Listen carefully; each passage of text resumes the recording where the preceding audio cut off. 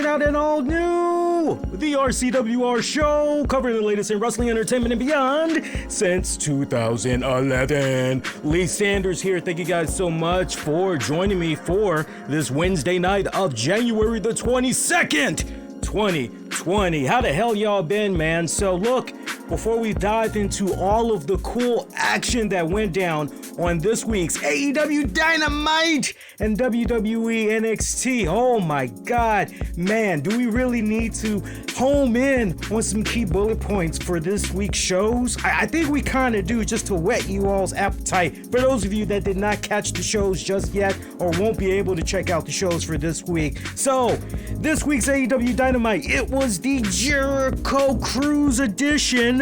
Pac and Moxley having their rubber band match, so to speak, right? Because I know we're also thinking about Omega and Pac as well, but technically a rivalry renewed there between Pac and Moxley, right? Also, did I mention the Jericho Cruise?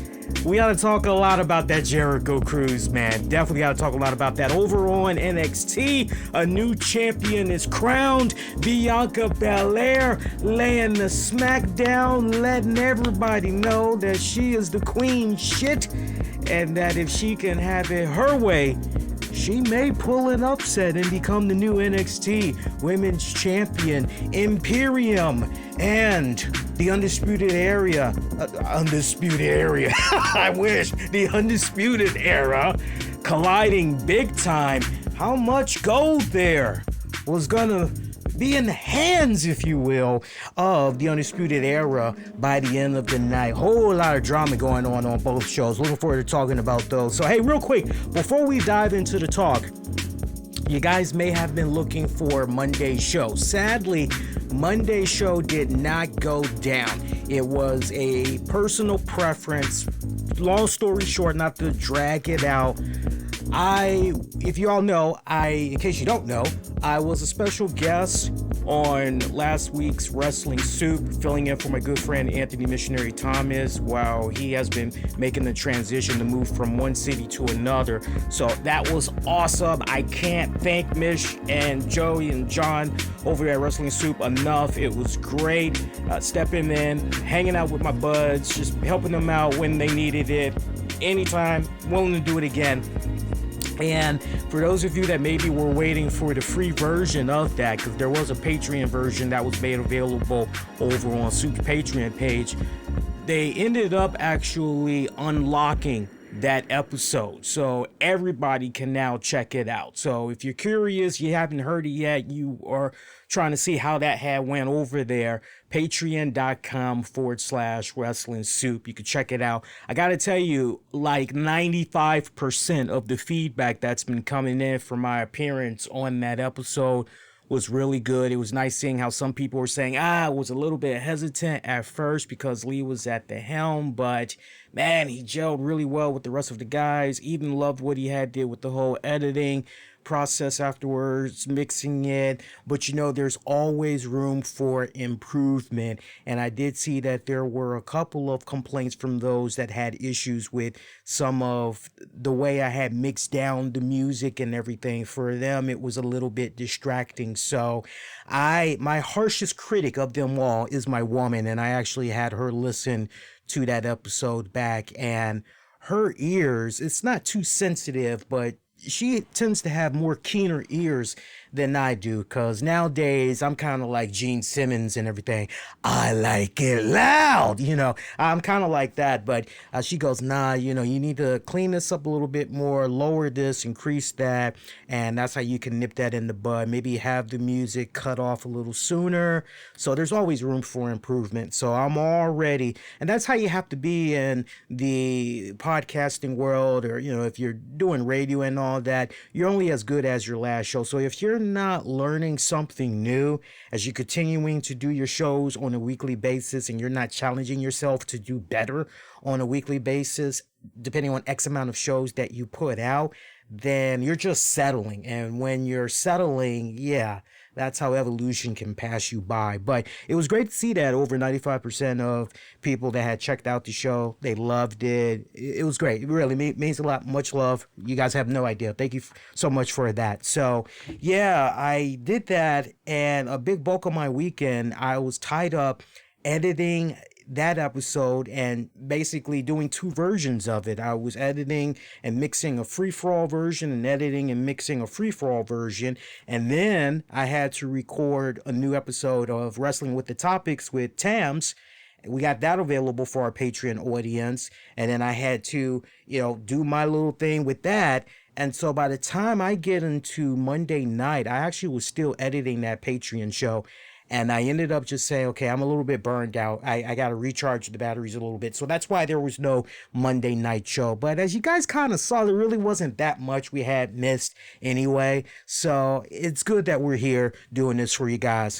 Let's go. So AEW Dynamite tonight. I got to tell you, man, it was so hilarious. You have no idea how hilarious it was for me to see people that were mocking, that were bashing the hell out of the individuals that were taking part in this Jericho Cruise. I just found myself tickled because, yeah, people, whether it was in Reddit forums or whether it was in Discord, some of the Discords I'm a moderator for, there was some serious bashing that was going on.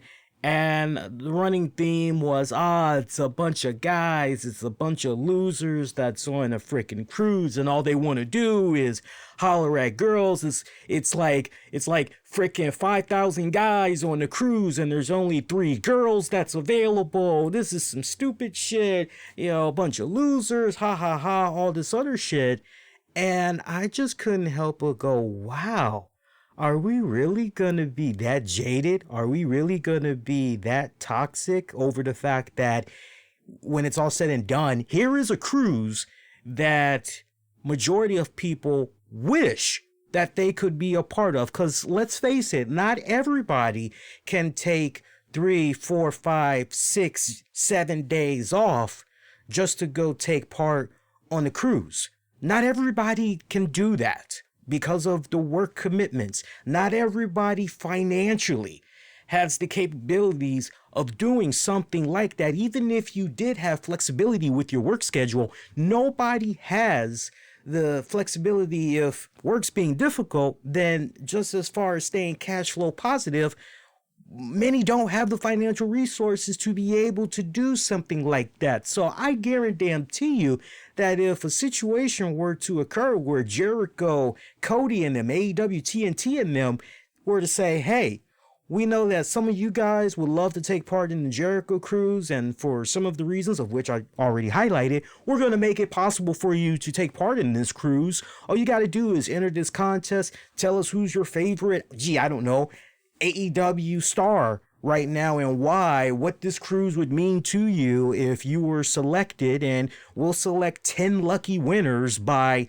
such and such day. I guarantee you the same people that were acting all jaded, jealous, and all that shit online would be the same ones that would be entering that son of a bitch, hoping that they could win and everything like that. So I just really thought it was hilarious to see so many people that were riding this. And look, just to be consistent here, way before AEW was announced and all of that, when it came to the very first Jericho Cruise, you guys remember? You've been watching and or listening long enough.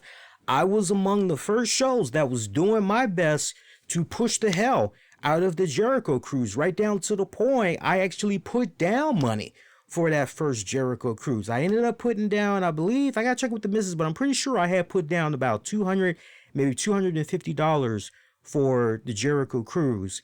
And then when it was all said and done with regards to the Jericho Cruise, I just ended up not being able to make it happen because I had some scheduling conflicts with work. There was a whole lot of red tape that was going on with that freaking Jericho Cruise, but I wasn't able to do it. But we promoted the hell out of that Jericho Cruise. And not for nothing, but one longtime listener, actually two, had reached out to me. One reached out to me privately, and another one, you can see for yourself if you don't believe me. You can go on the Facebook page and you can see it yourself. There was one person that had wrote a message on the page saying how they went to the cruise at my recommendation, and there was a big part of them that was hoping that they were actually going to be able to meet me, shake my hands and everything, shoot the shit, take a pic and all that. You can see for yourself on my Facebook page, facebook.com/RCWR Show, if you don't believe me. So now I had another person that reached out to me privately, told me how him and his family, they had a fantastic time going on the cruise and all that. So look, when it's all said and done with regards to the cruise, look, you got different types of cruises when it's all said and done. Right now, a wrestling cruise may not be for everybody. It may not be for everybody. And I can tell you, that was one of the main trepidations I had when I was trying to set up the cruise initially, the very first Jericho Cruise. Tam said to me, hey, let's be honest, you're really not going to be going to this cruise and are going to be enjoying it as a spectator. You are going to be in podcast mode. You're going to be in reporter mode. I've seen how you are when it comes to AwesomeCon and other events. That's the type of Lee I know I'm going to be getting at the Jericho Cruise. You're going to be wired like a motherfucker. Like, I don't really know if, and not for nothing, but, that's not exactly romantic for me. I'm not really going to be seeing you like that. And I'm sure that's probably was a recurring theme for a lot of couples that were thinking about going on this Jericho Cruise. Look, when you look at the theme of the cruise, guys, girls, it's no different than the Soul Train Cruise. I know you guys have seen the commercials, and if not, Google, bang it, best friend. I know you've seen that. I know you've seen the Disco Cruise where they got Casey and the Sunshine Band. They've got the, who else they got running around? Todd, Runjagen or whatever. Hello, it's me. Cheap Trick. You've seen that commercial. I know you know the commercial I'm talking about. You watch enough late night TV, you know exactly what I'm talking about. Or you got the Turner Classic Movie Cruise. Self-explanatory, right?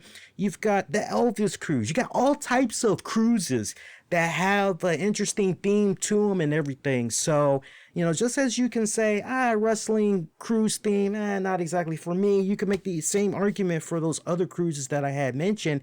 Yeah, it just depends on what your cup of tea is. But to just see the amount of people that were trashing on it, I tell you, jealousy and jaded at its finest. I just couldn't help but chuckle at that. But from the pictures that I've seen so far from everybody that's there, some of my fellow colleagues / podcasters are there in attendance. Seems like a lot of people are having great loads of fun. And that's what it is all about. You need to have that fun in life, right? You can't just be working and all that all the damn time. One of our first matches for this Jericho Cruise edition of AEW Dynamite, we had saw Kenny Omega and Hangman Adam Page take on SCU's Frankie Kazarian and Scorpio Sky.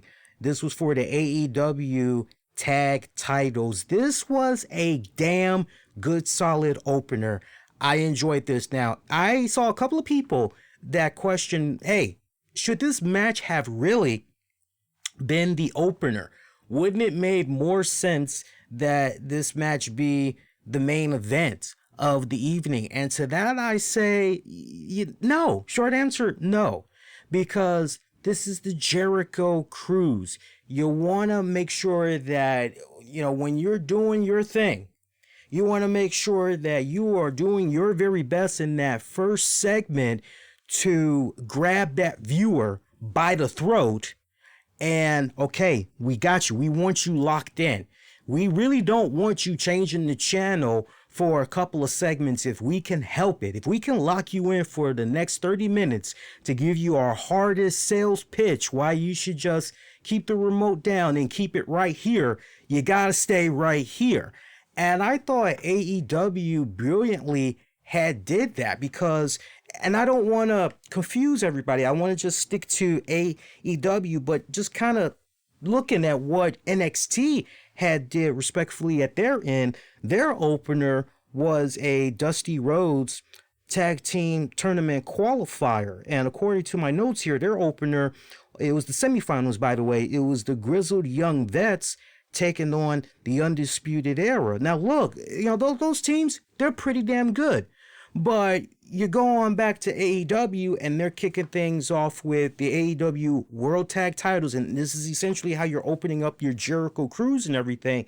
No, I actually did not have a problem with that title match opening up AEW Dynamite. I know some people wish that maybe that would have went down to close the show. I was fine with the order. You want to go for the juggler. You want to try to go for that knockout punch. If you can go for the knockout early, I say go for it. And I got to tell you, and I'm very curious for those of you that are truly unbiased and you watch all of the wrestling that's on Wednesday nights and everything, I'm very curious when you were watching AEW tonight and you saw the first couple of minutes of the show compared to NXT. I'm curious, when you saw that the tag titles were on the line, did you keep your remote right there?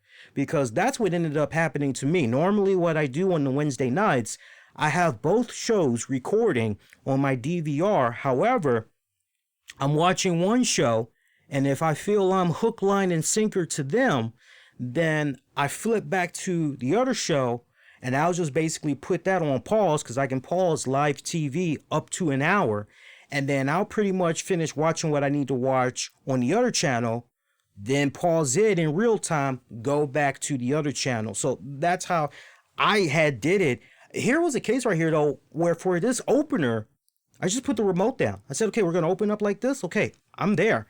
And I stayed with that entire match, even through its commercial breaks when they were doing the split screen and everything. It was a great opener. It was a really great opener. It was a nice, tight freaking match, and I got to be very complimentary to AEW this go round. A lot of the matches that I had saw for this Jericho Cruise edition, they were tight. What I mean by tight is there wasn't as much looseness as you would normally see in these matches where, oh yeah, well that was pretty obvious, that was a fake punch, or well, you know, what the hell was that series of moves going on right there? That was nothing but dead air that person was hitting. What the hell was that? That was a freaking joke. Or like the one image that's running around right now. Shout out to Gift Skull, where he had shared the sequence that went down with Kira Hogan's boo.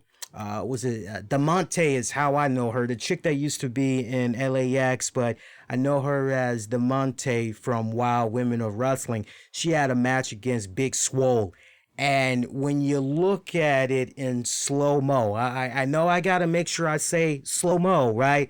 But I think even if you had that in real time, you would still be going, yeah, dude, what the hell did I just see?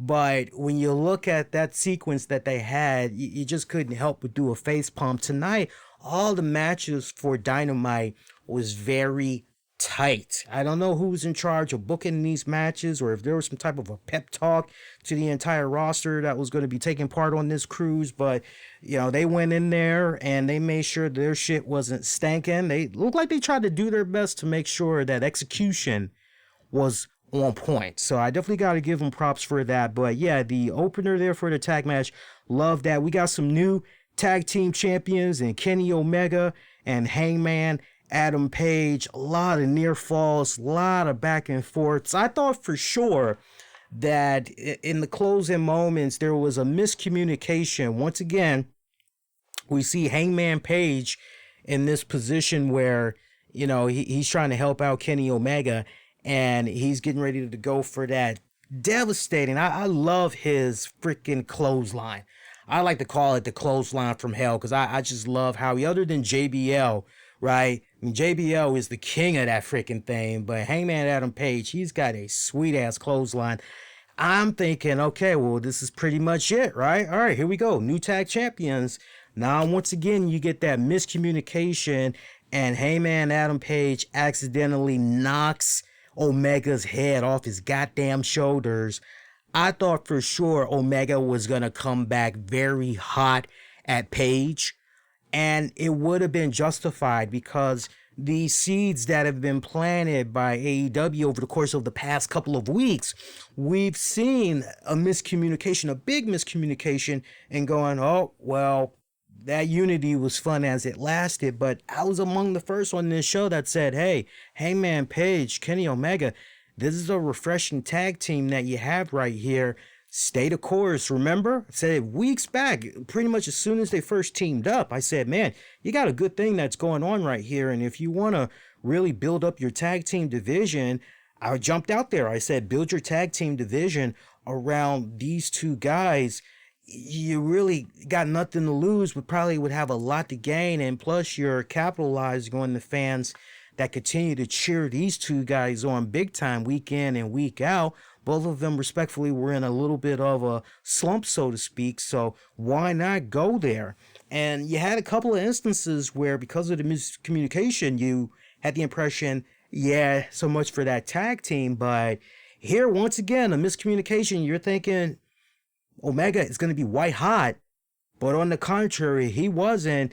They kept going, and their synergy and just everything about them, as I touched upon a couple of weeks ago, off and on, it's really made them a very dynamic, a very abstract tag team, to say the least. And for them to be the new AEW tag champions, I'm down for that. I love that. Now, new challenges on the horizon, right?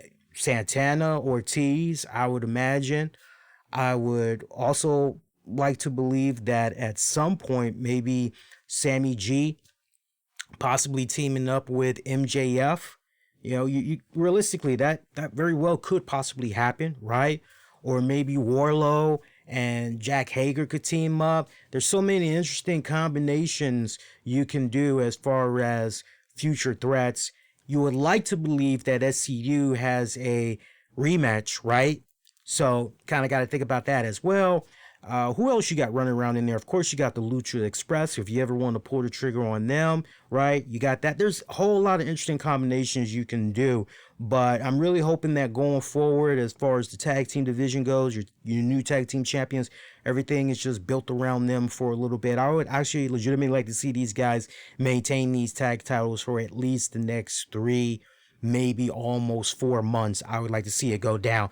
Next match, we had the lovely Priscilla Kelly taking on Britt Baker. Bit of a short match right here. Baker picking up the W via a lockjaw submission. Now, for those of you that are raising your eyebrow a little bit, just almost picture the crippling crossface, right? Just picture the crossface, right? But Britt Baker comes in, she opens up the mouth, and she goes in with her hands to the bottom jaw, and she's basically got her hands dug into the gums and all that, and just pulling that son of a bitch down and everything. So, I mean, when you see the visual of it, it looks great, but then at the same time, you're looking at it, you're going, well, wait a minute. That looks like a silly-ass finisher, because why doesn't freaking Priscilla Kelly just bite down? Why doesn't she just bite on the freaking hand, and that should be able to break up the submission hold? Lee, what's going on with that? Now, if you ask that question, you saw this match in real time, and you ask that question, you's a smart motherfucker. Yeah, you's a smart motherfucker. Honestly, I was thinking that in real time. And look, not for nothing. I'm actually getting ready to put that match on once again, just to see this submission hold that I'm talking about, just to make sure I didn't just glance at it and, look down and everything. And bear with me a few seconds while I got that going on here. And as I got this fast forward, and what I can also tell you is post-match, we saw Britt Baker get interviewed by Tony Schiavone, and it was kind of hilarious how she was talking down to Schiavone. She basically said to him, oh, hey, you're a legend. Hey, everybody, Tony Schiavone, you're a legend. And she talked about how, you're lucky. It's really awesome that you've got this meal ticket here in the form of AEW, because before this, you were just enjoying your cup of coffee at a Starbucks. You were working at a shitty barista, remember? And the fans started booing the hell out of Britt Baker. It was hilarious. I enjoyed it on so many levels. And then she goes, no. It's like, hey, I'm speaking the truth here. Yeah, I'm speaking the truth. He was at a shitty barista. Look, I'm a role model. I am the hottest girl that's on this cruise right now. You know it. Come on, don't hate me because I'm beautiful. And the fans were just really going into this. They were really ripping her a new you know what. Now, some of you guys that did not see AEW tonight, you may be wondering, yeah, Lee, how was it there with the people that were in attendance? I kept hearing that a lot of dudes. I got to tell you, there were a lot of dudes in attendance. I'm not bashing that. I'm not going that route. I'm a bit older. If I was a Leo maybe 10, 15, 20 years ago, I could probably see myself having a field day with that all day. But I'm more seasoned now. That doesn't really do anything for me. It is what it is. We already talked about that. However, as far as the women demographics, I mean, if I had to give you guys a percentage total, it looks like 95 to maybe 97% males, and then the remaining portion is females, okay? And it was really kind of hard to see if there were any attractive women in attendance. It really was hard to see because there's just a sea of men. That's all you see, a sea of white men at that. I really didn't see that many minorities in there, right? Not trying to be Martin from Boomerang, right? Martin Lawrence's character for Boomerang, but I'm just giving it to you how it is, right? All right, so we're now coming up on the finish to this Priscilla Kelly taking on Britt Baker. And I got to tell you, Priscilla Kelly, man, God, she is stunningly fucking gorgeous. She is fucking gorgeous. I love her, man. Look, I didn't particularly care about the whole tampon thing and everything like that. That wasn't really my cup of tea. For me, that's shock and awe and everything. Get right down to the heart of the matter and let your in-ring performance really speak for itself. That's what I think it should be all about. But putting that shock and all to the side, she's actually a pretty decent wrestler from what I've seen of her prior to doing her thing here in AEW. And if I'm not mistaken, this was actually her first singles match in AEW. Okay, so now we're at the finish here, so I can tell you guys exactly what I saw here. All right, so we got Priscilla Kelly. She's reaching for the ropes. Britt Baker uses her foot, rolls herself, applies it on here. All right, now she's got her right hand, puts it, yeah. So it's clear as fucking day. I got it frozen. Go to the 36-minute, for those of you that have Dynamite on your DVR, pause it at the 36-minute, 32-second mark, right? You can see clear as day, clear as fucking day, Britt Baker has her left hand around the neck of Kelly, but she has the right hand just right there on the bottom teeth, right up under the gums on the inside. And there's Kelly's top teeth as clear as day, and she's just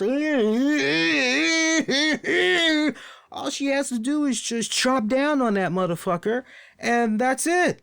That's it. So, I mean, when you see it in real time, you want to go, oh, wow, that was kind of cool. But when you go back and you take a second glance at it, you go, yeah, why not just bite down on that fucking thing? That doesn't make any sense. But yeah, whatever. It is what it is. But Britt Baker getting the W right there. Yeah, the promo that she had there afterwards, shitting on Tony Schiavone, I laughed at it. It was good because on the one hand, and I know a lot of people are going to be shitting on this. I know they are. Look, I can respect when somebody is trying, right? Somebody is trying. At the end of the day, it is all about entertainment. And for some of us veteran podcasters, for some of us veteran wrestling fans, we've seen a lot. Especially when we start tallying up decades of watching wrestling, we've seen a lot, right? All right, was it the best heel promo that we've seen to date? Just from anybody, looking at all of your promotions. Was it the best promo to come from a female wrestler? No, it wasn't. But for them to establish, they being AEW, for them to establish that, okay, this is the direction that we're now going with Britt Baker, we're definitely letting you guys know that as far as the heel goes, this is where we're going. And it's kind of organic the way this manifested, because you had so many people that frowned on Britt Baker almost from the beginning, and it seemed like nothing was really working for her. right? And so when you're at that position where, well, man, we've tried just about any and everything to try to get this girl over, and nothing is really getting her over. Well, what the hell do we do now? And so strategically, it was smart for them to have her say what she had said to Tony Schiavone and trying to be established as a heel. She got good crowd reactions and everything. However, this is where I would give some really solid advice to Britt Baker right now. The one thing that I felt she was lacking in the promo that she had cut tonight was confidence. I didn't really pick up truly swagger. I didn't really truly pick up that bravado. I didn't pick up that as a matter of fact. I picked up somebody that seemed a bit rattled, that seemed a little bit intimidated to cut the promo that she had cut. She kind of comes off as if she still is not quite comfortable speaking on the microphone, right? And I think that practice makes perfect. Whoever is in charge of the promos and everything like that, her pet project from here on out needs to be every single chance that she gets when she's not on the road, she needs to be practicing. I know something that The Miz likes to do, and he always encourages people to say is, hey, get in front of a mirror every time you get an opportunity or record yourself on the phone. I echo those same sentiments. Matter of fact, way before Miz even started saying stuff like that, I was always saying stuff like that, not for nothing. But yeah, any chance that she gets, she needs to be cutting her promos and have a friend, have a relative, somebody that can just give it to her right between the eyes, be as blunt and candid with her as much as humanly possible, and perfection. That's what it's all about at the end. It's all about perfection. I think she will get there in due time. Was it a good promo though? No, I mean, scale of 1 to 10, I would say her promo was a respected 5. I can go no lower because I appreciate the effort that she did put in there and everything. And really, it was the fans that truly had carried her in that segment. But, you're watching this with your own 2 eyes. It wasn't exactly a phenomenal hit, right? So, yeah, but I think she can definitely establish herself better in due time. Practice makes perfect. All right, so another thing about this Jericho Cruise, by the way. I got a bone to pick with AEW here. Okay, so you got the hot babes that are doing the Baywatch thing on last week's Dynamite. And you don't think to have there be a couple of hot babes doing their Baywatch thing again this week? Like, come on, man. And by the way, before I go any further with Dynamite, the way that they had the whole ring and the intimate atmosphere of the crowd set up there on that cruise for that whole joint, I loved it on so many levels. To see out into the sea and look at the beautiful skies, see the sunrise, and then you're basically seeing the sunset and nighttime and all that. I loved it on so many levels. I mean, the hardcore wrestling fan in me, it definitely reminded me of the WCW days. It definitely reminded me of the times when WCW was doing Hog Wild, or they were doing WCW joints out in the Florida area, right down to the point. Remember the final edition of WCW? Yeah. So, I mean, it was really badass how they had that set up. It was true nostalgia for me that I was feeling. I enjoyed it on so many levels. And speaking of Hog Wild, I actually hope, if there's one pay-per-view, just me being a little selfish here, if there's one pay-per-view that I hope Cody and them does try to resurrect, I hope Hog Wild is something that they strongly consider bringing back. I thoroughly had enjoyed Hog Wilds. I don't know about you guys, but I thoroughly had enjoyed those events when they did them. But yeah, just the presentation, everything, as far as what they showed us from the cruise, it was great. If you couldn't have the opportunity to be on the cruise, then you had the next best thing, which was, we're here. You got yourself HD TV or 4K or whatever, here you go. Kick on back. Enjoy TNT. We got your hook up for the next 2 hours. Really felt as though you were right there with those guys, especially with a really nice, good, smart TV or 4K TV, right? It's banging, sound, good surround sound and everything. Oh, heaven, man. Fucking heaven. But yeah, production value and everything, fucking awesome. Lucha Express took on Chris Jericho, Santana, and Ortiz.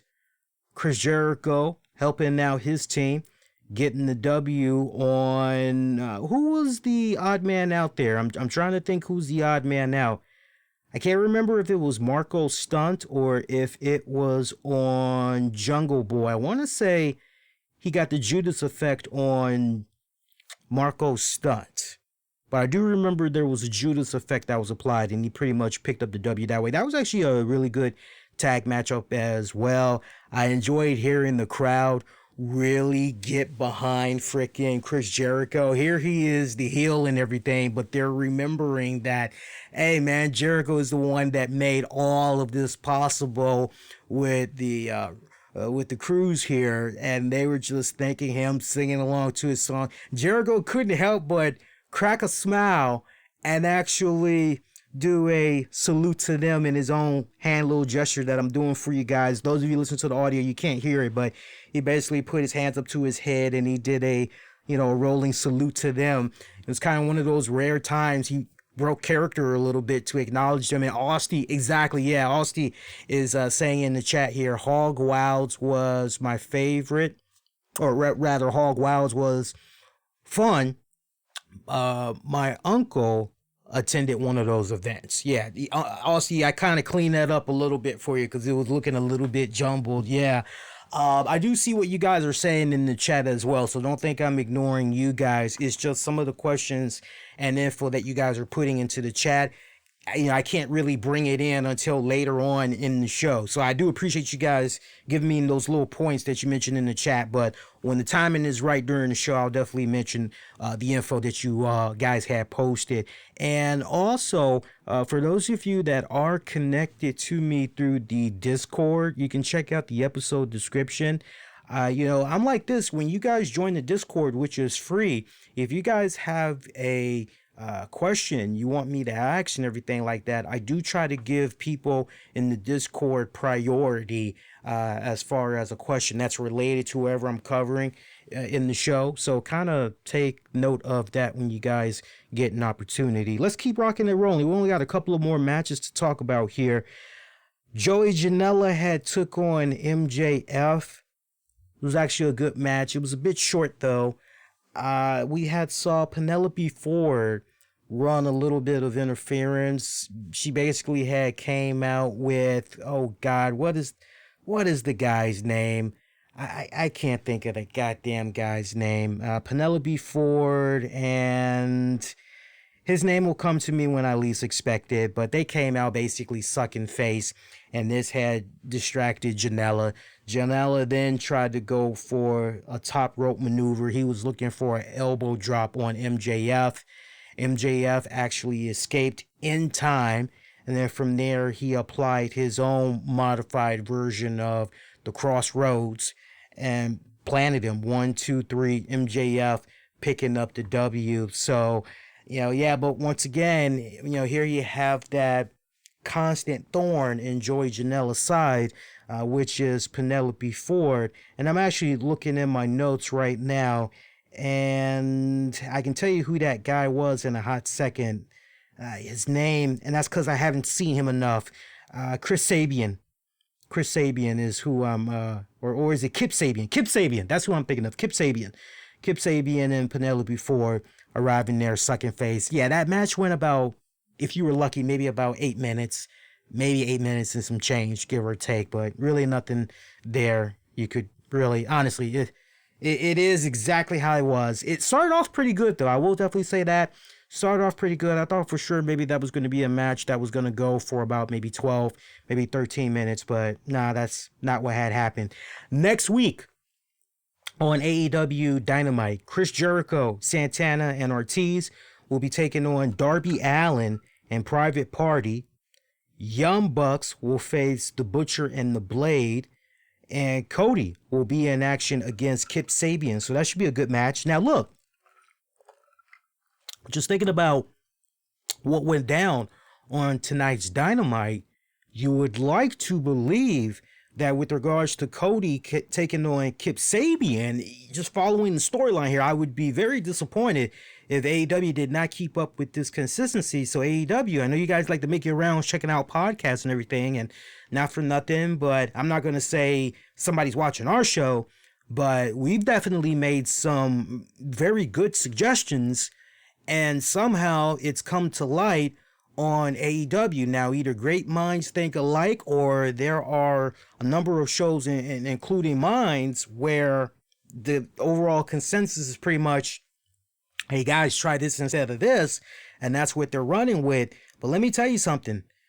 I'm telling you, this would be a sore black eye if next week, with Cody taking on Kip Sabian, you do not have Joey Janela come out to try to extract some type of revenge. And it's got to come in the form of the referee being inadvertently taken out, and Joey Janela pretty much helps Cody out that way, and you are further intensifying the feud that's going on there between Sabian and Janela. It's the only way that you got to do it, and the way it's kind of feeling right now feels as though these guys are going to ultimately be colliding at the Revolution pay-per-view event. So watch that now. We're going to be paying very close attention, because remember, that was one of the things I had talked about to constructive criticism to AEW, which was, hey, make sure that as far as your storylines go, the consistency, right? Keeping up with continuity, make sure that these crumbs that you had sprinkled over here, you're bringing those back, because some of us fans are still remembering these crumbs, right? And so, yeah, you got to keep up with that. Our main event of the evening, which went about almost 20 minutes long, we had, folks, this is it. So if you're keeping track, essentially we had 1, 2, 3, 4, and 5 matches basically, and we pretty much covered them all. Pac taking on Jon Moxley. A lot at stake in this matchup. This was your number 1 contenders match. Whoever won this was officially going to be crowned the number 1 contender to take on Chris Jericho at the Revolution pay-per-view event coming up in a couple of weeks. Damn good. This was a damn good matchup right here. Closing moments of this one, we saw Pac headbutt Moxley in the damaged eye.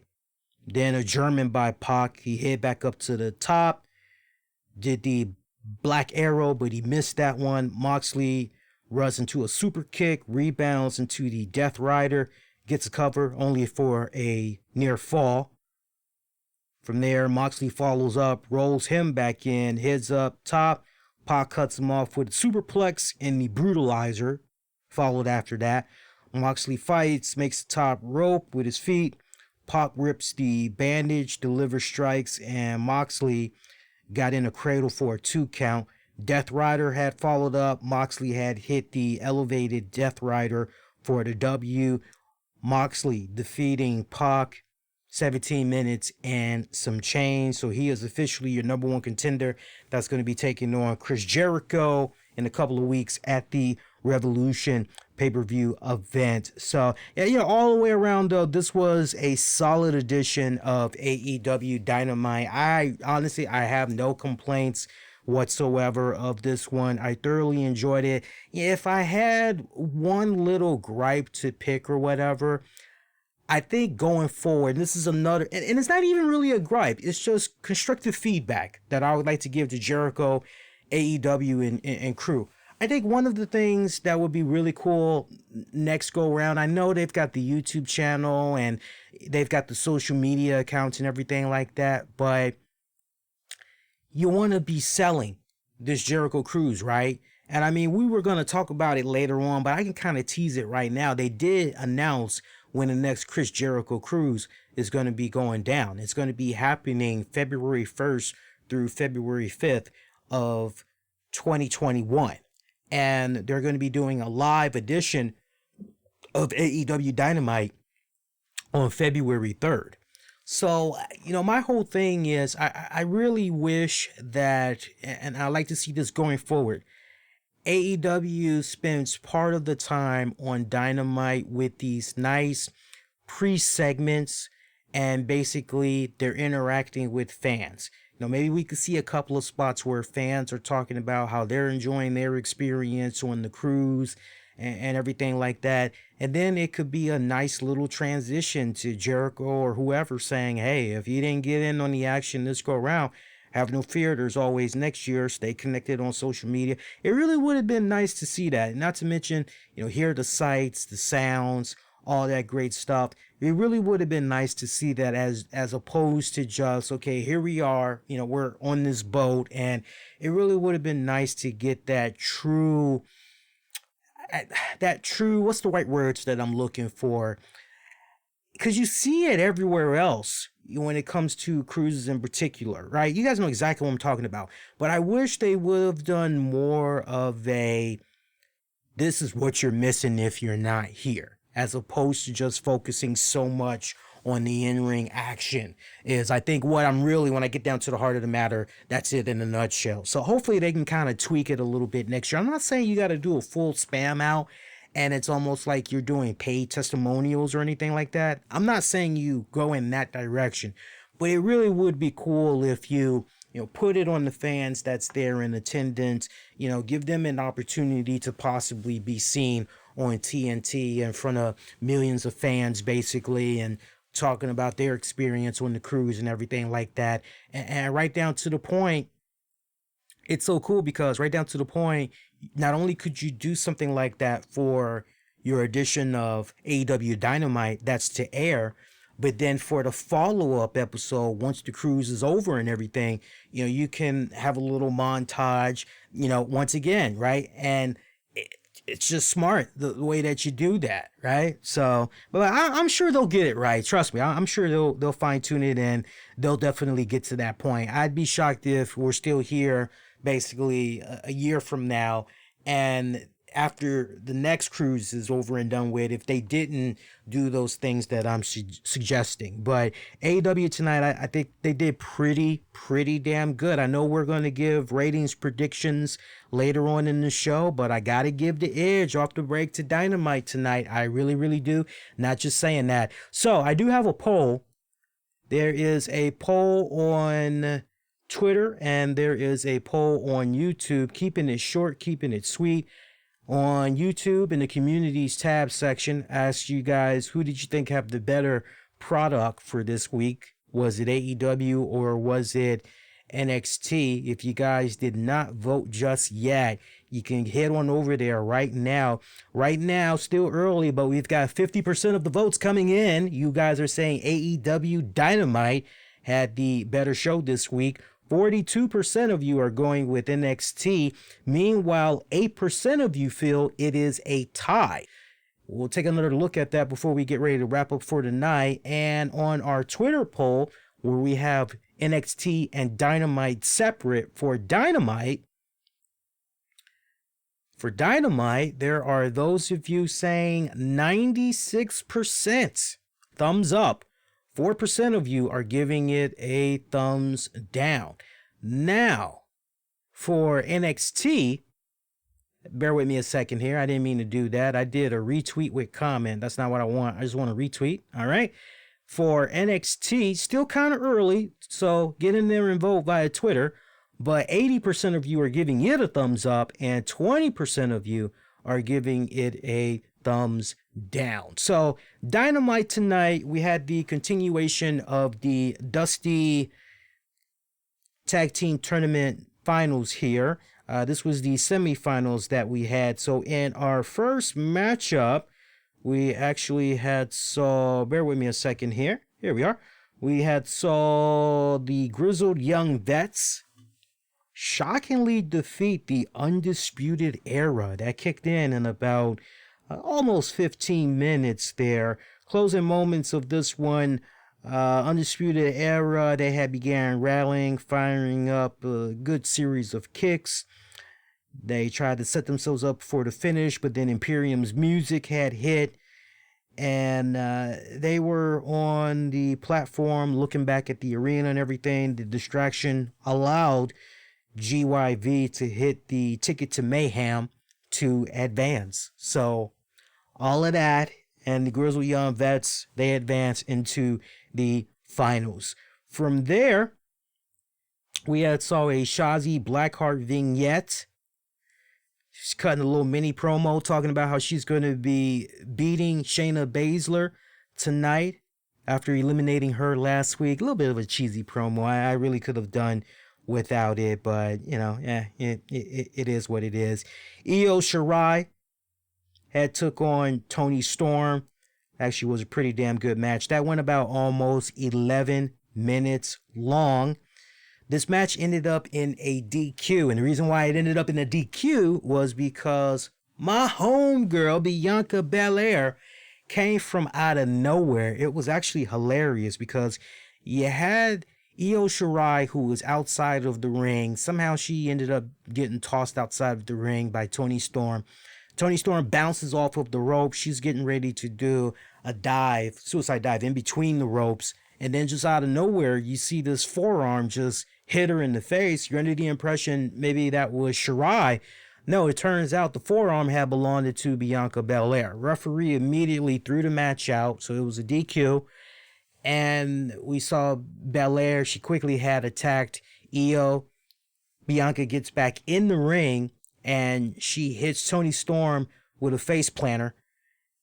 From there, she just stands her ground, celebrating everything that she just did.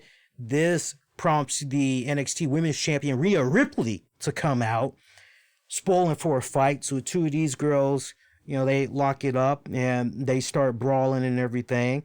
And I'm trying to remember how that one ended up here. I want to say the way that ended, I think Toni Storm actually came back in the end when all that chaos was going on. Toni Storm somehow was the one that ended up standing tall over everybody, and she was holding up the NXT women's title. Is that maybe a preview of what's going to be happening this Saturday? We'll have to wait and see. From there, we saw real quick, and I won't call it a squash match. I'll try to do my best to use that term loosely, but we saw Finn Balor defeat Jaquan Wild, aka DJZ, Zema Ion. 2 minutes, if even that, if it was even that. Yeah, that was just, I get it. It's all about pushing Worlds Collide and everything. I get it. It's just, yeah, and I think I'm just feeling the motions because it's not as bad as what went down with Matt Hardy this week. And I know Matt Hardy was trending at one point Monday night going into Tuesday. It's not as bad as the Matt Hardy thing, but it is kind of, this good-looking kid, and we're going to feed him to Balor, huh? Like, okay, whatever. All right, up next, DIY video package is run, basically hyping up their return this Saturday. Shayna Baszler took on Shotzi Blackheart. Okay matchup. A little short, about 6 minutes and some change if you were lucky. Shayna Baszler defeating Shotzi Blackheart. Shotzi's got a promising career. She is a name that I'm not going to be here on this show and be like, oh, yes, I am an expert at Shotzi Blackheart. I'm not going to come at you guys like that. I've seen a little bit of her stuff off and on from over the years and everything. And so I know enough about her to know what she's capable of and everything. For me right now, first impressions mean everything. But for me right now, she's coming off a little bit too cartoonish.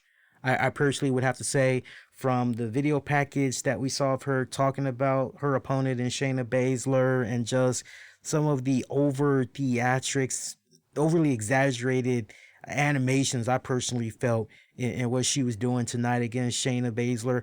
I just felt that she was too comedic for me. I really felt as though it needed to be toned down just a bit and everything. So hopefully that'll kind of work itself out in the coming weeks. But the first impressions of me seeing her in the WWE realm right now, it's just coming off a bit too cartoonish. But Shayna Baszler there.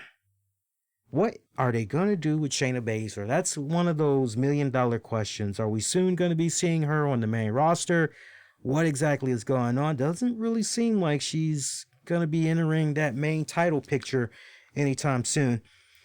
Main event of the night. Nah, I'm kidding. We got one more match to go before we get to that point. Next matchup, we have the Dusty Rhodes Tag Team Classic semifinals. We saw Imperium take on the Bruiserweights. This was the match of the night. Definitely got to give it up to these guys. This one went about 15 minutes long.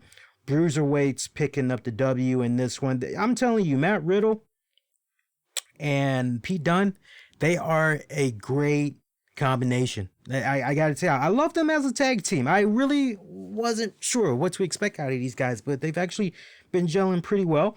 As a result of these guys winning, they advance to the finals. So to recap, it's going to be for the Dusty Rhodes finals, it's going to be the Bruiserweights taking on the grizzled young veterans. So you ask me who I think is going to be coming out of that this Saturday. I've got to go with the Bruiserweights. I think the Bruiserweights are going to be coming out of that on top. Great tag match. If there was one match in particular from NXT, I would say go out of your way and check out for this week. I would say the Bruiserweights taking on Imperium. Peep that out when you get a chance.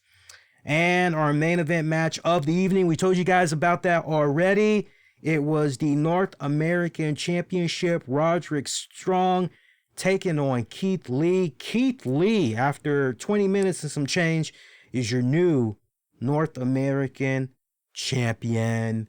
Couldn't happen to a cooler fucking dude, let me tell you. And we're fresh off of, and to think, it's only been about 24 hours now since the new WWE backstage, CM Punk had made his return. And I thought it was weird because I was asking people on social media yesterday, I said, what is going on with CM Punk? Thought he was supposed to be returning on the January 21st episode. Because when you saw that Becky Lynch was being promoted and other people were being promoted for backstage, you're going, wait a minute, where's CM Punk? Thought he was supposed to be on this episode. And it turns out he was on the episode. It mixed signals. They were throwing me off. So I luckily recorded the episode and I checked out little snippets of it and everything. But I'm mentioning that because it ties into Keith Lee. They were offering Royal Rumble predictions and everything. And CM Punk had said, honestly, Keith Lee. I think Keith Lee would be someone that could really benefit a lot from winning the Royal Rumble. Let him go in there. Let him be the one to shockingly eliminate Brock Lesnar. Maybe have him win the whole thing. And that really had touched the heart of Keith Lee. That a guy like CM Punk would think that highly of him and everything. He thanked him for the kind words and all that. And Keith Lee, I'm telling you, with just his overall demeanor and just everything about this dude, how can you hate Keith Lee? Seriously, how can you hate this dude? He is, whether some people want to admit it or not, he is going to be a bona fide multi-time World Heavyweight Champion in the years to come. I know everybody was tripping over the whole Kofi Kingston ordeal, but let me tell you something.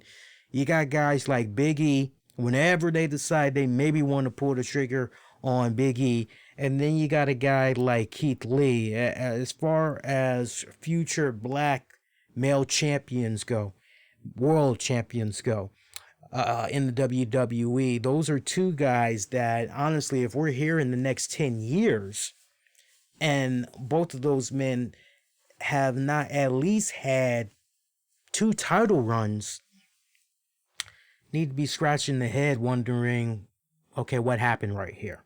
But yeah, great edition of NXT. For me, the matches that really stood out for NXT this week, I would say the North American Championship.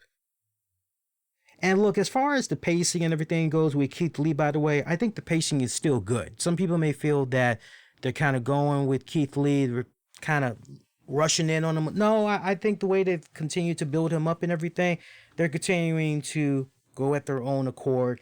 It's still got a really nice pace to it. So I don't want people freaking out just yet. The pacing is still good. Keith Lee, North American Championship.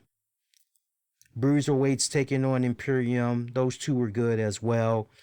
So Keith Lee celebrates. Afterwards, Imperium shows up at ringside right behind the Undisputed Era. They enter the ring. All 8 men. They start brawling. There's a whole freaking just sluggerfest that pretty much just ends NXT, essentially setting up the Worlds Collide pay-per-view event or network event that's going to be happening this Saturday. So, and then for not NXT, but for AEW Dynamite, as far as my matches of the night for that one, I would say definitely Omega and Page taking on Kazarian and Scorpio Sky. I will also go with Pac taking on Moxley. And I got to give an honorable mention to Lucha Express taking on Jericho, Santana, and Ortiz. But minus the honorable mention, so essentially it's like a tie. Now, let's talk about the ratings, all right? So we see that AEW had won once again in the ratings, and we did, I'm trying to think if we did talk about the TNT TV deal and everything. Now, more information had came about since last we were on the air. Apparently, AEW Dark is rumored to be the show that is going to be going to TNT. I guess maybe later this fall or whatnot. And didn't get a chance to say this, but also congrats to Taz. Taz is all elite now, as he was given a AEW contract. So as far as how long he's going to be there, I would think that Taz is going to be there for the next couple of years for AEW. Honestly, to have a great talent and a broadcast partner like Taz be out there on the sidelines available, and all you got to do is just give him the right offer. I got to be candid with you guys. That's the one signing that I'm very surprised a company like MLW did not try to go for. And if they did try to go for him, was it maybe a case where they couldn't afford him? I'm very curious. I mean, we've never heard anything about MLW trying to make a pitch for Taz, right? So, I mean, I know we shouldn't assume, but the fact that something like that has not made the wrestling beat, I just find it kind of interesting that at least the way it appears to the eye, MLW did not extend to Taz. Ring of Honor, we know Ring of Honor slash Sin, I was about to call them Sinclair, Sinclair, but no, we know Sinclair Broadcasting, they've got a boatload of money for what apparently they're going to be doing with Marty Scurll and everything. Yeah, the fact that they did not try to go and recruit Taz, and the timing of that, they had more than ample time to go after Taz ever since what all went down with Kevin Kelly and Kevin Kelly going to New Japan and everything. They could have Ian Bacani and Taz. That would have made an interesting combination, I think. Especially you throw in Colt Cabana in there as well. Would have made an interesting 3-man or 2-way color commentating team. So the fact that he'd been sitting out there for that length of time and nobody else had scooped him up, and you leave it to AEW to go in and scoop him up, it's a great fucking addition for them. It's a great addition for them on so many levels. So congrats to them for those moves that they're doing. So last week, AEW did, what was it, 947,000, and I think NXT did 700 and something. I'm going to say for this week, AEW is going to win. And I believe it's going to be more so because they did hype up last week that this match, or the matches, were going to be taking place from the Jericho Cruise, that they're going to be airing from the Jericho Cruise. So I would like to believe that out of curiosity, a lot of people were going to, let me check out what's going on with AEW, because, yeah, that Jericho Cruise. So I'm going to say AEW is going to win in the ratings for this week. I'm going to go with 876,000 for AEW. And I'm going to say for, and let me actually write that down while I'm still thinking about it too, so I can actually refer to that. So once again, I'm going to say, and actually I'll do it on my tablet here. So I'm going to be looking down real quick. Bear with me here, guys. So I'm going to say AEW is going to hit 849,000, and that's final. And then I'm going to say NXT is going to do, I'll say 713,000. So one more time for the ratings this week, and I've been pretty good. I might not have gotten both shows accurately, but if you guys remember, we had that one week, and I think it was last week, where I had said NXT was probably going to get 746 or whatever, and it turned out it was 736,000 or whatever. So this week I'm gonna say AEW will win in the ratings. I'm gonna say 849,000, NXT 713,000, and that's final. That's what I'm gonna go with. Hey, we got loads more show left for you guys. We got some headlines we can get into and everything. A couple of non-wrestling headlines. So hang tight, but first, I want to recognize some of our sponsors for tonight's edition of the RCWR Show. Want to give a mad shout out to the good, kind people behind the movie. President Evil.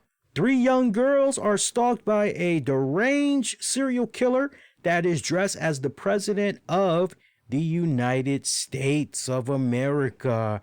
Check out President Evil. It's available on Amazon. You can see the trailer and buy the movie all from there. And by the way, for our sponsors, all their links are available in the episode description right now as I am speaking. So you guys are more than welcome to check it out. We're also brought to you in part by Leafy Legal Services. If you are a real estate investor or a entrepreneur and you are trying to make sure that your respected business is off on all cylinders, on the right foot, you're trying to do your very best to strategically grow your business, great success and wealth, Leafy Legal Services can help you out with that and so much more. Check them out, leafyassets.com. That's leafyassets.com. The RCWR Show with Lee Sanders is also brought to you in part by watchshopus.com. That's watchshopus.com. Hey, Valentine's Day right around the corner. If you still need some great gifts for him or for her, where you need jewelry, earrings, rings. Maybe you're trying to go for an engagement ring, right? Maybe you're trying to find something nice as far as clothing goes, maybe some personal handbags, whatnot.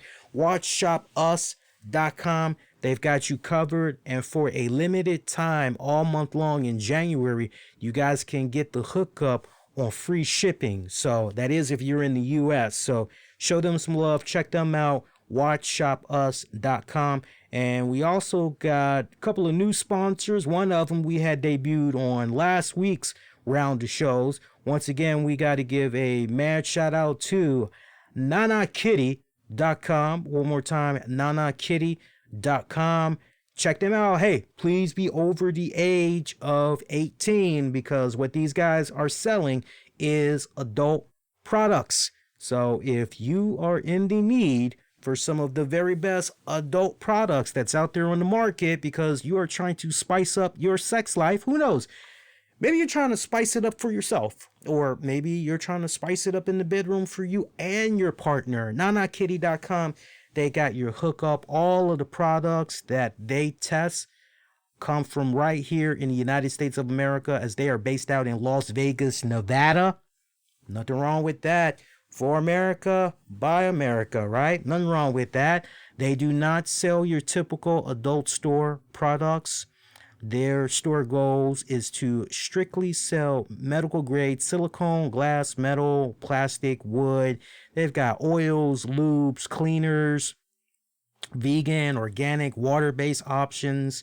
Check them out, man. Check them out. nanakitty.com. Once again, nanakitty.com.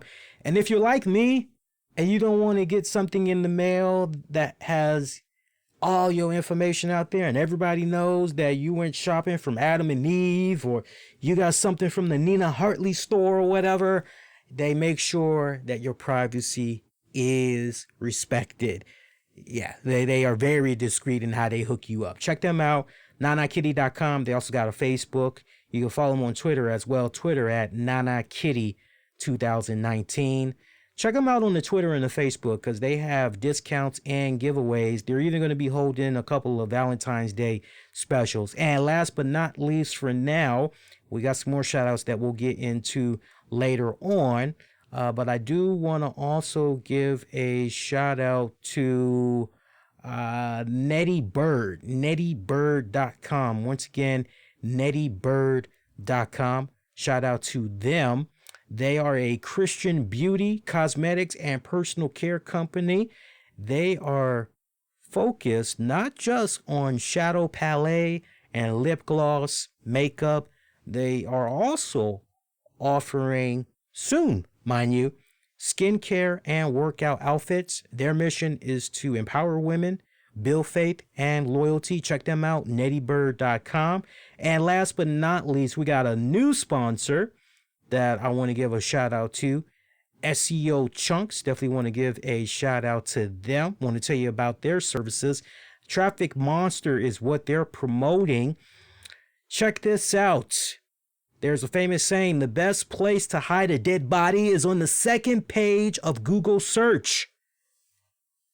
Same is the case with websites that are not ranking on the first page of Google. If you have a business website, but it's not getting you leads, and most importantly, it's not getting you customers, that's because your website is not optimized for Google rankings. Traffic Monster offers the best SEO services to help rank your website on top of Google search. They will build your website on top rankings. Check them out. They got a great affordable package. You can contact Traffic Monster directly through the WhatsApp at 92323-2877-850. Once again, on the WhatsApp at 92323-287-7850. Or you can visit their website, trafficmonster.cf. That's trafficmonster.cf. And have no fear, guys. If you missed the information for any of those guys, I will have those included in the episode description of this very episode. Let's get into some more wrestling headlines and stuff. And then we got some Patreon shout outs we can get into. If some of these things sound a little bit redundant to you guys, it's because with these sponsors and with our Patreons, they make content like what you're checking out right now made possible. You guys have no idea. Behind the scenes, a lot of these entities, they help out tremendously with the show expenses and everything. It's probably easy for you to just fire up your phone and, you get your content and you're good to go. It is the behind the scene logistics with everything show related, maintenance, apps and equipment and all the stuff that you guys don't normally care about, but unfortunately us podcasters have to think about. The sponsors and the Patreon members, they help us out with that tremendously. And for that, we are greatly appreciative of them, their time, their resources in helping us out. All right, so let's continue on. We got some headlines we can dive into here. So look, we got the Worlds Collide event that's going to be happening on Saturday. And before anybody asks, there will be a Worlds Collide post-show. That Worlds Collide post-show is exclusive to Patreon only. So Patreon members, rub those hands, because if you guys had saw the community calendar for this month, you know that how we're closing out January, that's one of the things we're going to be doing for you guys. Worlds Collide is going to be going down at the Toyota Center in Houston, Texas this Saturday, January 25th. And your matches so far: pre-show, you got Mia Yim taking on Kaylee Ray.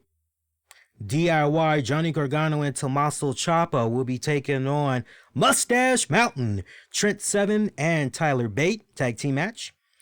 Angel Garza will be defending his NXT Cruiserweight Championship against Isaiah Swerve Scott, Jordan Devlin, and Travis Banks.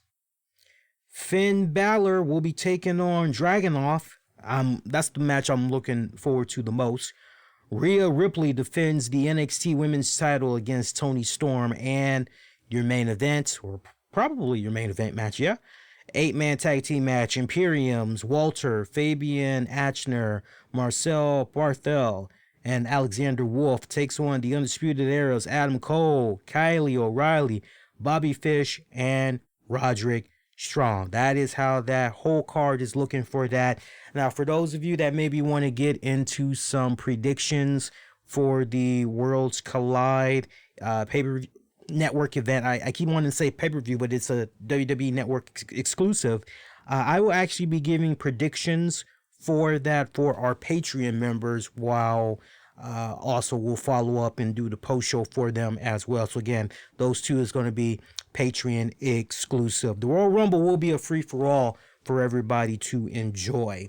And if that is not enough, we'll talk about the Royal Rumble in a hot second, but if that is not enough, this Friday we've got the NWA Hard Times event that's going to be happening. That is going to be a pay-per-view event, and you'll be able to catch that on Fight TV as well. That's going to be happening at the GPB Studios, Atlanta, Georgia, on January 24th. I'm looking forward to this one, man. I mean, this is a stacked fucking card too, by the way. A stacked fucking card.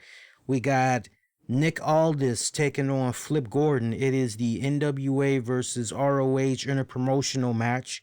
Allison Kay defends her NWA women's title against Thunder Rosa. Aaron Stevens takes on Scott Steiner. It is for the NWA National Championship.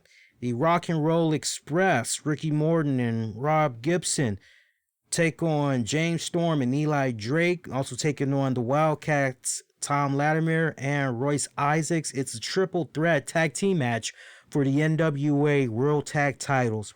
It's going to be a damn good one. Tim Storm takes on Ken Anderson, the NWA World Television Tournament first round match. Ricky Starks takes on Matt Cross. That is your NWA World Television Championship Tournament first round. See, Zicky Dice takes on Dan Maff. That is another NWA World Television Championship Tournament first round. The Question Mark takes on Trevor Murdoch, another tournament first rounder. Winner of the Storm Anderson takes on the winner of the Starks Cross. And then the winner of the Dice Meath takes on the winner of the Question Mark Murdoch. And then you've got your semifinal 1 versus semifinal 2 winner, NWA World Television Championship Tournament final match to determine the new NWA World TV Champion. Okay, look, as far as the winners go, I'm going to go with Nick Aldis over Philip Gordon. I'm going to go with Allison Kay over Thunder Rosa. I'm going to say Aaron Stevens over Scott Steiner. The triple threat match for the NWA World Tag Titles, I am going to go with the Cowboy James Storm and Eli Drake. I will go with Tim Storm over Ken Anderson for your first round NWA World TV Championship. I'll go with Matt Cross over Ricky Starks. I'll go with Dan over Dice. I'll go with Question Mark over Trevor Murdoch. So when it's all said and done, I am going to go with, for your semifinals here, crown a new NWA World Champion. I'm going to say,